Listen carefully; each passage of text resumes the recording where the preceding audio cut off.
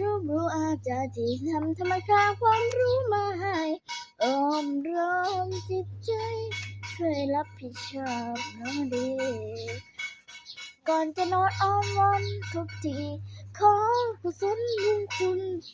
จากช่วงนี้ดันดอนภาคคุณที่แสนงดงามแจ่มใสแต่ว่าใครนะใคร